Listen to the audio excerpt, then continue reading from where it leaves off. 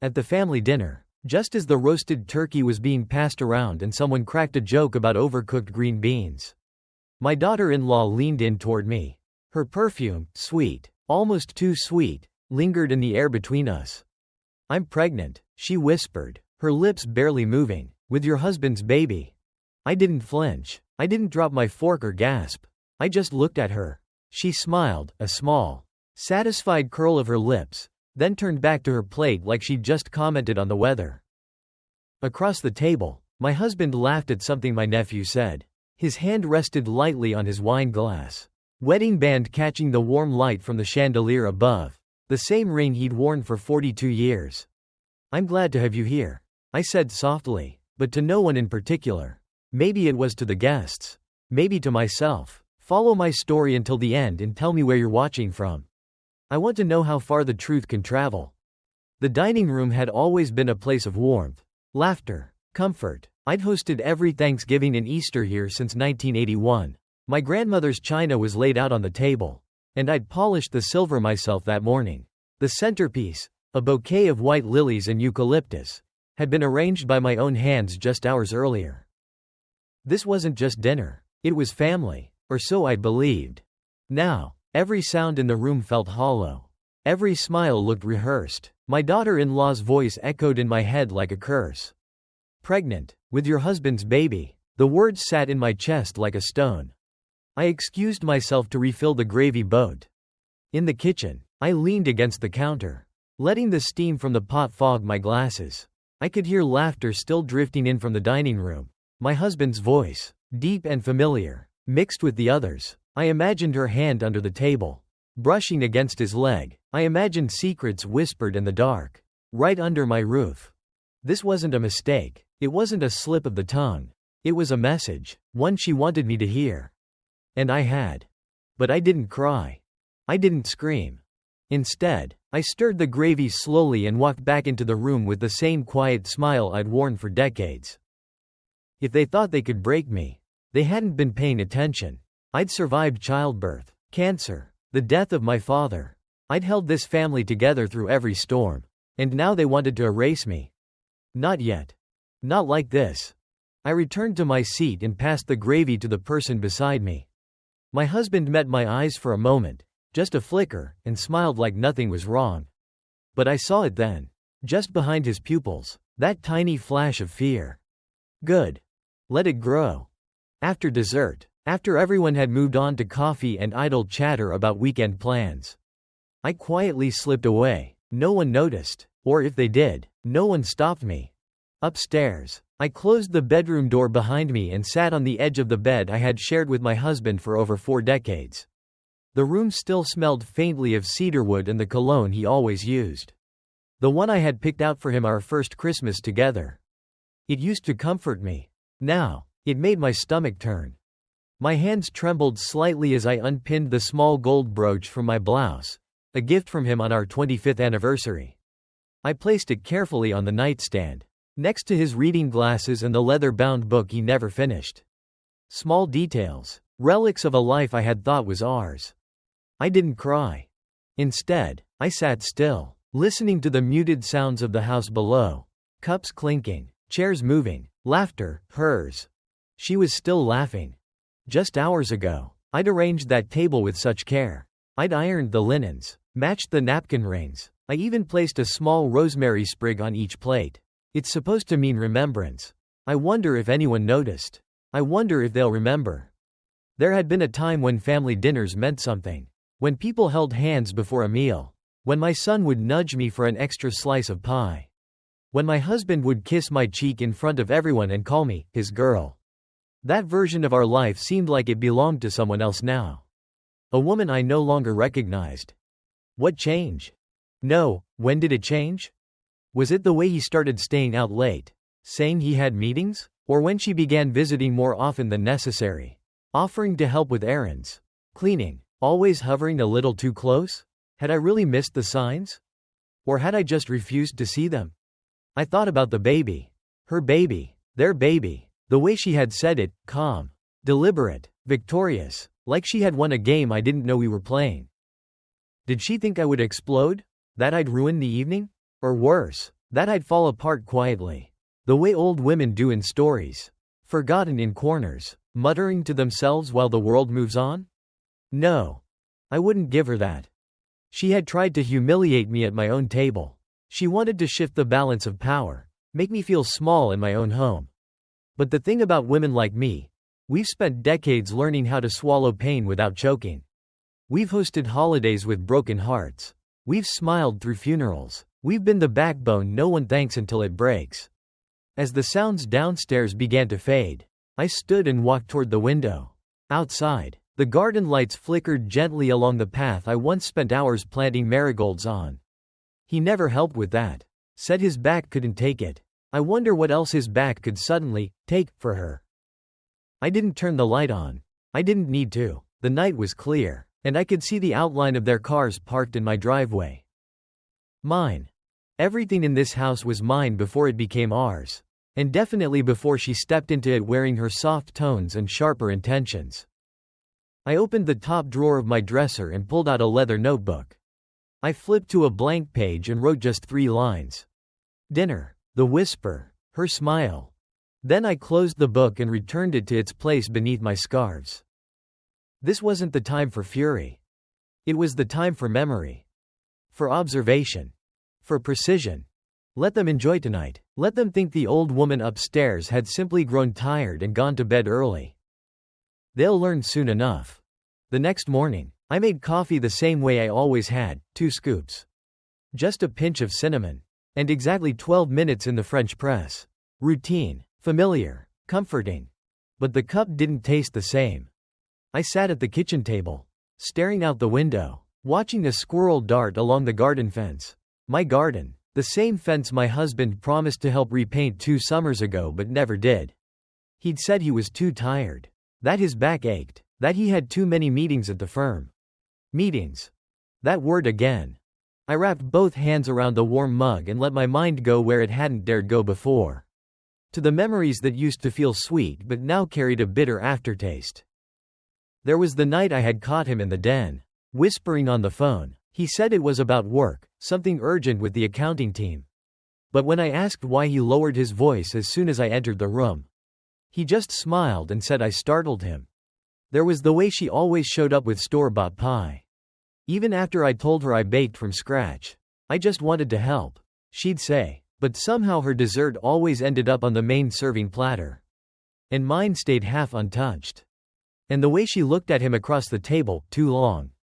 Too soft, like she knew a secret no one else at that table did. I told myself I was imagining things. That jealousy was unbecoming of a woman my age. That I should be grateful my family still gathered at my table.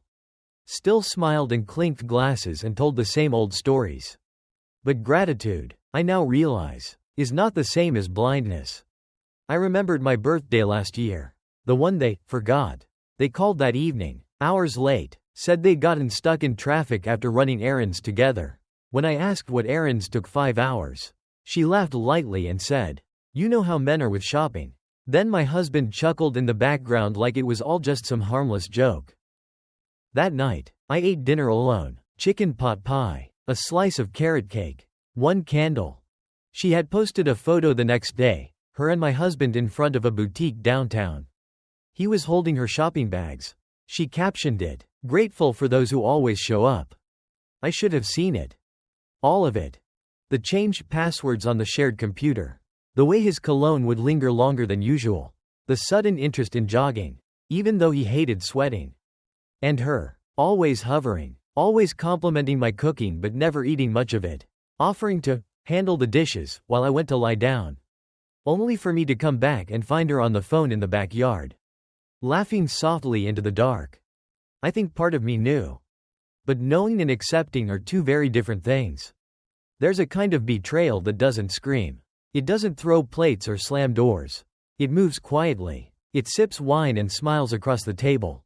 It helps with the centerpiece. It calls you, Mom, while sleeping with your husband. Now, in the stillness of my morning kitchen, I felt the pieces begin to click into place. Every look, every absence, every moment I had brushed off. This wasn't new. This had been happening. The affair wasn't the first betrayal, it was simply the loudest. And maybe that's why she finally told me. Maybe it wasn't a slip. Or an act of cruelty. But a declaration of victory. She believed she had already won. She thought I had nothing left to fight with. But that's the mistake people make about women like me. They confuse silence with surrender. I used to believe that after 42 years, you knew someone, their habits, their tells, the way they held a spoon or furrowed their brow when trying to lie. I thought love gave you that insight. But love, it turns out, can also blind. He was a good man once. Or at least, I believed he was. He brought me coffee every morning for the first 10 years of our marriage. Until I told him I preferred tea. Then he switched without complaint. He used to write me little notes, on napkins, receipts, even the backs of grocery lists. Thinking of you. Don't forget to breathe. You make the hard days softer. I kept them all in a wooden box under the bed. Now that box feels like evidence in a trial I never knew was happening. I remember the day he asked me to marry him. It wasn't grand or theatrical. We were sitting in his truck after a long day of painting his sister's porch. He pulled out a ring from the glove compartment, no box. Just the ring, and said, "I don't want to do this life without you." I said yes before he could even finish the sentence. He wasn't flashy. He didn't bring home roses or plan extravagant vacations. But he was steady, reliable, the kind of man who changed the oil in my car before I even noticed it needed it. The kind of man who stood beside me at 3 a.m. when we lost our first child. Both of us shattered in silence. So when did that man become the one who would betray me like this? I play it over in my head. Was it boredom? Age? Did he grow tired of me after all these years? Did she make him feel young again? Wanted? Or was this always there? Hidden beneath layers of good intentions and Sunday morning pancakes? A few months ago, I found an old letter he wrote me on our 30th anniversary. In it, he said, "If I had to do it all again, I'd still choose you, every time." I believed that. I clung to it on hard days. I used it like armor whenever the world felt too sharp. Now I wonder if he wrote her letters too. Maybe not with ink, maybe with looks, with quiet favors, with all the time he stopped giving me. I remember how he used to protect me. Like when his brother tried to borrow money from us and he said, "Alice doesn't feel comfortable, and that's enough for me." He had my back, always. Or so I thought. Looking back, I can see it now, the slow erosion, the late nights, the silence at dinner, the way his phone always stayed face down on the counter. The way she started showing up more and more. At first, she was just polite, then helpful, then present, always present. He said once that I was the glue of this family. And maybe I was. But glue cracks under too much pressure. It dries out. It fails. What hurts the most isn't just the betrayal. It's knowing that somewhere along the line, he stopped choosing me, that the man who once promised me forever gave a piece of it to someone else, and worse. He gave it willingly. I wonder if he ever looks at me now and feels even an ounce of guilt.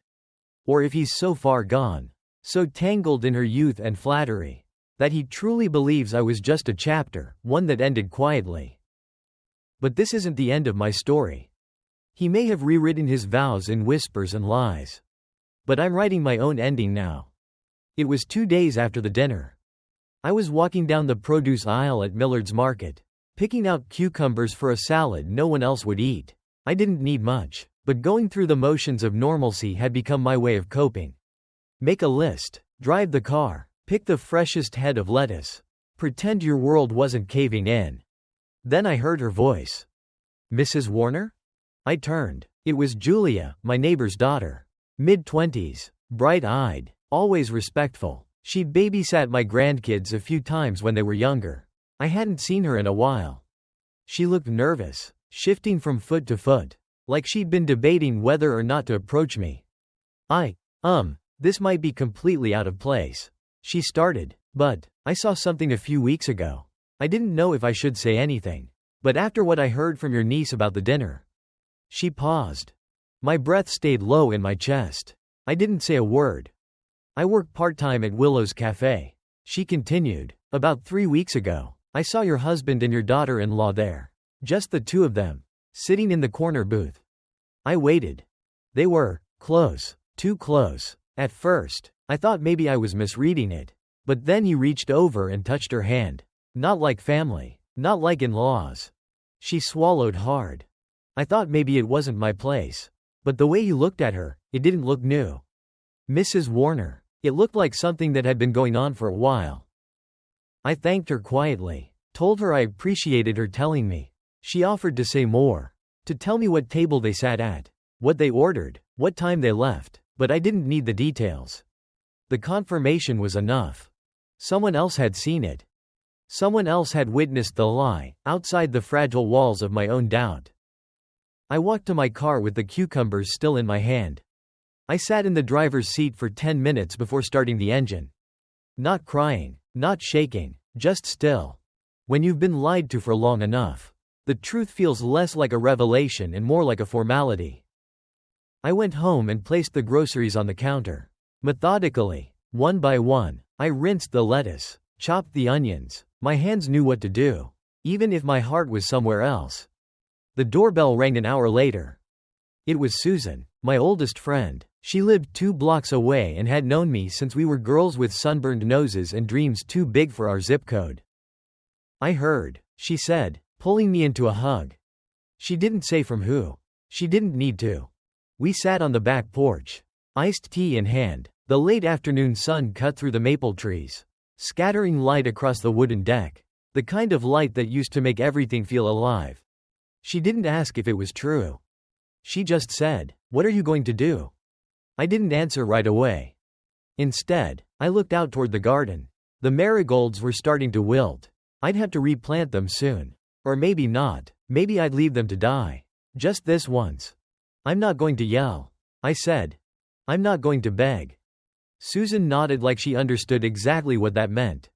They think I'm weak, I added. That I'll sit quietly while they rearrange my life around me. That I'll accept it because it's too late to start over. And will you? She asked gently. I looked her in the eyes. No, I said. I'm just waiting for the right moment. She didn't smile. She didn't need to. She knew me better than that. That night, I sat at the kitchen table again, same chair, same cup of tea, same soft ticking from the clock on the wall. Nothing looked different. But everything was. He walked in around 9:20. Said the meeting ran long. Kissed the top of my head like nothing had changed. Like the air between us wasn't thick with unspoken truth. I looked up from my notebook and smiled. Just a little. How was the meeting? I asked, my voice steady. He shrugged. Same old stuff. Numbers. Reports. You know. I nodded and flipped to the next page. I had written the time down in the top corner. 9:20 p.m. He says he was in a meeting. That was the beginning. I didn't rage. I didn't accuse. I documented. The next day, I checked our shared bank account. Small transfer, $400, to a Venmo account I didn't recognize. I screenshotted it, printed it, filed it into a folder I labeled, Receipts. He started leaving his phone in the bathroom while he showered. Something he never used to do. So I watched, paid attention, noticed how he always placed it face down, how he flinched when it buzzed. He'd come home with traces of perfume that weren't mine, too sweet. Too floral. The kind I imagined she wore. It clung to his jacket like a secret trying to speak. One night, while folding laundry, I found a receipt in his pants pocket. A boutique hotel on the edge of town. 1 king bed. Afternoon check-in. No luggage. I didn't cry. I placed it in the folder. I began keeping a small recorder in my purse. Just in case. Just in case the truth ever tried to deny itself. I also started walking every morning. Just past Willow's Cafe. I never went inside. I just watched. A pattern formed. Tuesdays, Thursdays, 10:45 a.m. He wasn't the only one who thought he could be invisible in public. I told no one. Not Susan. Not my son. Not even the reflection in the mirror. There's a power in being underestimated. In letting them think you're too fragile. Too old. Too tired to act. They see gray hair and soft sweaters and think you're harmless. But there's nothing harmless about a woman who's been quiet too long. One evening, I stood at the doorway to the study while he typed away at his laptop. I asked if he wanted dinner. He said he'd eat later. His voice had grown more distracted lately. Like I was background noise. I took a step closer. I'm thinking of updating our estate documents, I said, just to simplify things. He didn't even look up. Sure, he replied, whatever you think. He had no idea I'd already scheduled the meeting with the lawyer. That the new documents would reflect a very different distribution of assets. That I had revoked every power of attorney he once held over my name. He still kissed my cheek at night. Still mumbled, "Love you," on his way out the door. But love isn't a word. It's a pattern, a presence, a choice. And he hadn't chosen me in a long time. I chose myself now. Every detail I gathered, every document I saved, wasn't for revenge. It was for clarity. For proof. For the day when silence would no longer serve me. It was a Thursday. I remember because I'd baked banana bread that morning, an old habit from years ago. When comfort still came in the form of warm cinnamon and the sound of a knife slicing through crust. I wrapped up a few slices for Susan and decided to deliver them in the afternoon. She wasn't home, so I left the parcel at her doorstep. And that's when I saw it. Across the street, parked 3 houses down, his car. He said he was at the bank. Said he had to sign loan paperwork for a friend. But his car wasn't near the bank. It was in front of her apartment. The one she moved into a few months ago. Claiming she needed more space. More privacy. I waited across the street. Sitting in my own car with the windows cracked. 10 minutes passed. Then 20. Then he came out. He wasn't alone. She followed him to the car. Laughing at something. Hair pulled back. Belly starting to show beneath that pale pink sweater she loved. He opened the door for her. She kissed his cheek. He didn't flinch. Didn't look around. Because he wasn't hiding anymore. Because in his mind, I had already been erased. I pulled out my phone and took a photo. 1, 2, 3. Clear, sharp, dated, time-stamped. I didn't need anyone's opinion now. I didn't need suspicion or second-guessing. I had proof.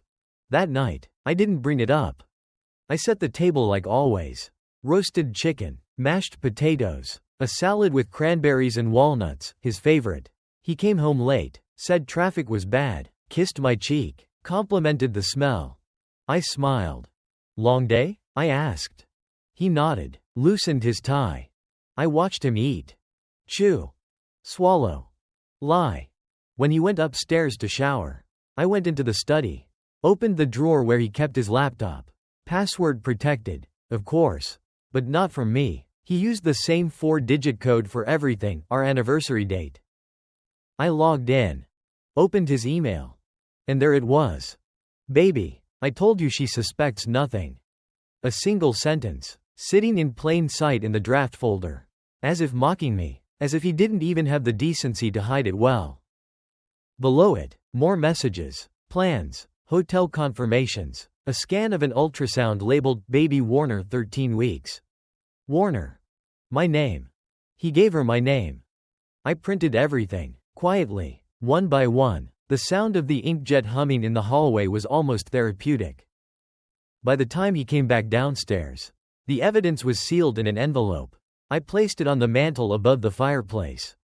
He poured himself a drink. Asked if I wanted to join him for a movie. No, I said, I'm tired. Everything okay? He asked. Perfect, I replied. He didn't notice the envelope. Not yet. But he would. Soon. Let him have one more night of peace. Let him sit in the glow of his own lies. Because once he opened that envelope, the illusion would shatter, and this time, I wouldn't be the one left picking up the pieces. He didn't open the envelope that night. Or the next. It sat there, on the mantel, in plain sight, a white rectangle against dark oak. I never mentioned it, never glanced at it. Sometimes power lies in patience. 3 days passed. On the 4th, she came to the house. Unannounced. She rang the bell like she belonged there. I opened the door, and there she stood, belly visible now. Her hands folded protectively across it, like it was a shield. She wore soft colors, always soft, pale blues, ivory, dusty rose, innocence, stitched into fabric. I think we should talk, she said. I stepped aside. She didn't thank me. She walked straight into my living room, the same room I'd once let her decorate for Christmas. The same room where she sat, years ago, eyes wide with admiration, calling me, Mom, like it meant something. She chose the love seat. Of course she did. The same one she'd watched my husband nap on Sunday afternoons. I remained standing. I know you know, she said after a pause. I didn't respond. She took that as permission to continue. I didn't mean for it to happen. It just did. One day, he looked at me differently. I didn't expect to feel something back. But I did. I watched her speak like she was reciting lines she had practiced in the mirror. Like she believed if she used the right words, I would somehow understand. He loves me, she added, and I love him. Still, I said nothing. She shifted. I didn't come to fight, she said quickly. I came to ask for your blessing. My what? That was the moment I realized something important. She wasn't here to apologize. She was here to claim territory. She thought I'd surrender. That I'd crumble, maybe even cry, that I'd say something noble. Like, as long as you're happy, or, I just want what's best for the baby. She didn't know me at all. I walked over to the mantel and took the envelope down. Wordlessly, I handed it to her. She opened it with those same steady fingers she once used to help me peel carrots. Inside were the photos, the emails, the receipts, each one labeled, dated, precise. She didn't say a word. Just stared. Then, faintly, her hands began to tremble. I stepped back. You thought I didn't see, I said finally, my voice calm, low, but I saw, long before you ever whispered that poison in my ear. She swallowed hard. He told me. I know what he told you. I interrupted. I know what he told me. But more importantly, I know what he did. She looked away. Do you really believe, I continued, that you're the first? That made her eyes flick back to mine. He's done this before, I said, just never this loud. She opened her mouth, but I raised my hand. I won't yell. I won't fight. You've already made a mess. And I won't waste breath trying to clean it. She stood up, slow, unsure. I don't know what you want from me, she whispered. I don't want anything, I said, that's what should scare you. As she reached the door, I added, the baby is yours. The man, well, he was never truly mine to lose. And with that, she left. No more words. No goodbyes. Just silence and the sound of her heels on my porch steps. Later that night, the envelope was gone from the mantel. So was he. But I didn't sit by the window. I didn't wait for headlights. I poured myself a glass of wine, turned on the radio, and started a load of laundry. The house was quiet again. And for the first time in months, it felt like mine. The next morning, the house was still. No sound of footsteps on the stairs. No clinking of his spoon against the cereal bowl. No low hum of his electric razor from the bathroom down the hall. Just silence. And peace. I made breakfast anyway, 2 eggs, toast, and black coffee, but I only set 1 plate. Mine. After I finished eating, I opened the cabinet under the sink and pulled out the file folder, the one labeled, receipts. I added the envelope, closed the clasp, then walked it to the safe behind the hallway painting. The code hadn't changed. It didn't need to. He never knew it. By noon, I was in my lawyer's office. We'd met 3 weeks earlier, just after I started collecting everything. A quiet meeting, tucked between 2 others on his calendar. Listed simply as estate adjustments. He greeted me with a nod and asked, "Are we ready to proceed?" I said yes. The new documents were already prepared. All I had to do was sign. Power of attorney, revoked. Beneficiary changes, filed. Asset protection clause, added. He reviewed the last page carefully. Do you want to notify him? No, I replied. Let the paperwork do that. Back home, I stood in the bedroom we once shared. His closet was still full, shirts neatly pressed, shoes lined up like soldiers. But they looked like they belonged to a guest now. A temporary occupant, someone just passing through. I didn't touch anything. Just shut the door behind me. I called the locksmith next. Asked him to change the front and back door locks. Didn't offer a reason. He didn't ask for one. He was done in under an hour. New keys. New control. When Susan came by that evening, she brought lemon bars and wine. She didn't ask questions. Just handed me a new set of nameplate stickers for my mailbox. A small start, she said. I smiled. We sat on the porch and watched the sun dip behind the neighbor's roof. Do you regret anything? She asked softly.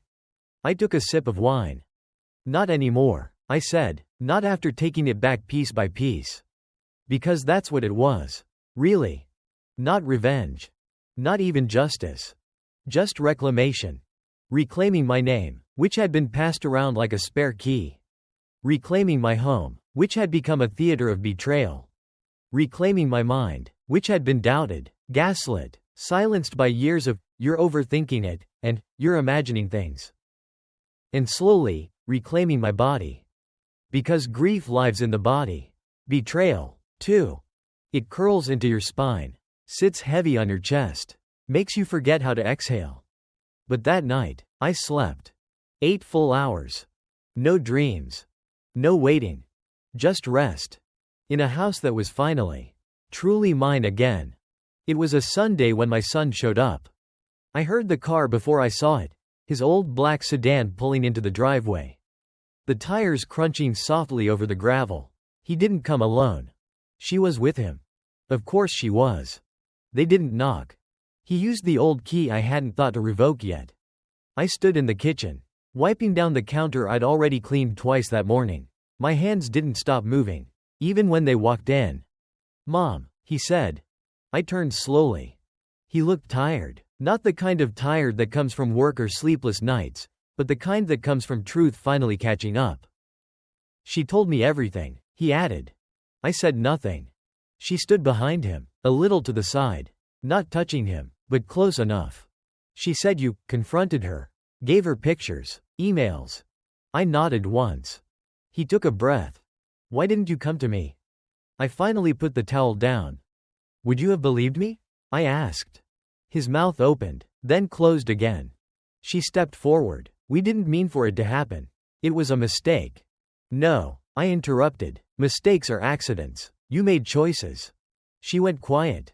He looked between us, stuck in a silence of his own making. I don't know what to do," he said. That's when I realized how little he'd seen. How much he'd ignored, not just now, but for years. He hadn't noticed the way I stopped laughing at dinner. The way I avoided his father's gaze. The way my voice had grown smaller in my own home. "You don't have to do anything," I told him. "I've already made my choices." He looked confused. I walked to the drawer and pulled out a small envelope. The second one. Inside, the estate changes. The asset reallocation. My new address, effective in 30 days. I handed it to him. He didn't take it at first. "You're leaving?" he asked. "No," I said calmly. "I'm reclaiming." "Mom, this is drastic. This is overdue." His shoulders dropped. He looked at the floor like a boy again, searching for the right words to make the world feel normal. "She's carrying your sibling," he said. "No," I corrected him. "She's carrying your father's child. Let's not twist the vocabulary." Her face turned red. Still, I didn't raise my voice. "I won't stand in your life," I said. "I won't demand sides, but I will draw lines. And I will no longer erase myself to make other people comfortable." She stepped back. He looked at me then, not as a mother, not as a victim, but as a woman. A woman who had drawn a line no one else thought she would. "Will you ever forgive us?" he asked quietly. "I don't know," I replied, "but forgiveness isn't a free pass. It's a process, and it doesn't begin until the truth is fully owned." They left not long after that. No hugs. No tears. Just the sound of a door closing behind a chapter that had written itself without my permission. Later that evening, I sat on the porch with Susan. "He came," I said. She passed me the wine. "And?" I think he thought I'd ask him to choose. "And did you?" "No," I said, but he had to anyway. 2 weeks later, the movers came. It was a modest place, 1 story. Front porch. Creaky floorboards that reminded me of my grandmother's house. There was a maple tree in the yard and a crooked mailbox I'd grown to love. Nothing grand, but it was mine. No shared closets. No ghost of laughter that didn't belong to me. Just space. Clean, unpromised space. I unpacked slowly, 1 box at a time. No rush. There's something tender about putting plates on shelves when you know no one else will move them. About folding linens into a closet that won't smell like aftershave you stopped recognizing. I bought new curtains, pale yellow, the kind that let the light pour in just right. For the first time in years, I chose a color for myself. Not neutral, not safe, just warm. That first night, I ate dinner on the porch. Grilled cheese and tomato soup. Simple, satisfying, the kind of meal that doesn't ask questions or demand company. I watched the sky change color behind the trees. Gold melting into purple. I hadn't watched a sunset in a long time. Not really. Not without a phone buzzing beside me or someone asking what's for dessert. Just sky. Just quiet. And me. The days that followed were quiet, but not lonely. I went back to the book club I dropped out of 3 years ago. The women welcomed me with open arms, pretending not to notice I looked thinner, or that I spoke a little softer. I started tending a small garden out back, tomatoes, rosemary, a patch of wild mint. Nothing fancy, but watching something grow in new soil felt right. I even joined a watercolor class at the community center. I hadn't held a brush in decades. My first painting was a mess, blues bleeding into browns, but it felt good to create something that didn't need to be perfect. One afternoon, Susan visited. She brought fresh strawberries and a bottle of wine. "Place suits you," she said. "I think I suit me," I replied. We laughed, full, free, no undercurrent of sorrow or pretending. She looked around the living room, at the shelves half filled with books, the half-painted canvas by the window, the kettle whistling gently on the stove. "You look taller," she said. "Maybe I'm just not shrinking anymore." There was no grand transformation, no dramatic makeover. I didn't travel across the world or post poetic captions about healing. I just began living without erasing myself. I still thought about him sometimes. And her. But their faces felt distant now. Like old furniture left in the attic, familiar, but no longer necessary. Some nights I dream of that family dinner. The whispers, the gravy boat, the moment it all cracked. But I always woke up in a bed I chose. In a home that listened only to me. And that, I've learned, is a kind of peace no one else can gift you. You take it back. Quietly. Deliberately. One choice at a time. Months have passed. The seasons shifted without asking my permission. Spring turned to summer. And the maple tree out front is full now. Its leaves casting a soft shade over my porch each afternoon. My hair has gotten a little longer. My laugh lines are deeper. But I see myself more clearly now than I ever have. Last week, I found the old wooden box I used to keep under our bed, the one filled with napkin notes, faded anniversary cards, and Polaroids from a life I thought was ours. I opened it for the first time since everything fell apart. Not to mourn, but to remember the version of myself who once believed love meant never leaving.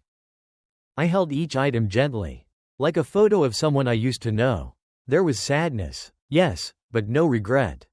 I closed the box and tucked it away in the top shelf of my closet. Not to forget, but to make space for the woman I've become. The woman who sat through betrayal and didn't break. The woman who watched the life she built collapse and didn't beg anyone to stay. The woman who, when asked to disappear, chose instead to rebuild. Brick by brick, on her own terms. I never did call him. And he never wrote. There was no apology, no confession, no closure scene in the rain. And that's fine. Closure isn't something you're given. It's something you claim. One morning last week, I walked past Willow's Cafe. I looked inside. They weren't there. Just strangers sipping coffee, living lives I didn't need to understand. I kept walking. And for the first time, I didn't flinch. This story began at a dinner table, a place meant for warmth, family, love. It began with a whisper designed to shatter me. But now, I sit at a table of my own. And when I speak, it's not a whisper. It's my voice, clear, calm, certain. To the woman watching this from somewhere across the world, maybe you're still sitting at that dinner table, hearing a truth you didn't ask for. Maybe you're holding yourself together while the people you loved tear you apart. If that's you, let me tell you this. You are not broken. You are just beginning again. And beginnings, though quiet, are the strongest kind of power.